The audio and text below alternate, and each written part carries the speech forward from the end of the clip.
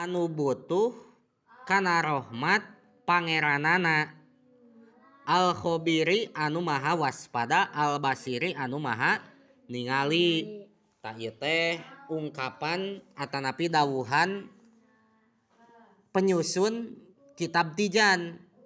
Saur penyusun kitab Tijan, pakir rahmati rabbihi anu butuh kana rahmat pangeranana. Ka Allah anu butuh kana rahmat Allah.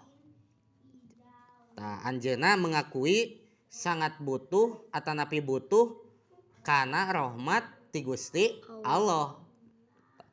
Urang ge kudu nurutan, kudu merasa butuh ka Gusti Allah. Eta teh butuh latihan, butuh bimbingan, butuh terus ngaji. Hayang urang ngarasa butuh ka Allah teh butuh naon? Terus ngaji, bimbingan, ajengan ulama, kiai, guru ngaji.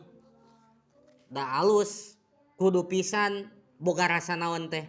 Boga rasa butuh kana rahmat Allah teh ulah naon? Ulah sombong, boga rasa teu butuh ka saha? Ka Allah ulah.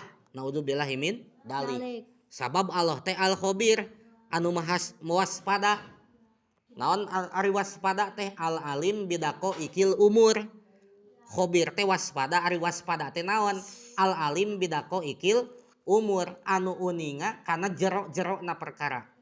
Anta Allah mah kana jero-jero na perkara teh uninga. Beda jeung urang mah kana jero na perkara mah moal naon? Moal uninga urang mah. Allah mah eueuh naon?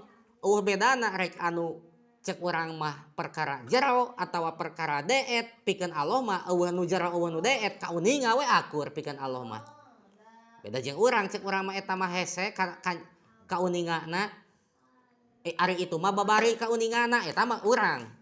Ai Allah mah teu kitu, eueuh nu hese eueuh nu babari kabeh ge pikeun Allah mah.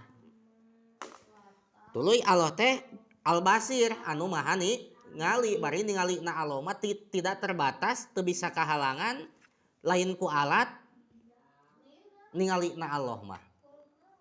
Beda jeung ningalina makhluk seperti urang, terbatas urang mah ku alat urang mah. Gitu kan? Tuluy lemah paningali urang mah.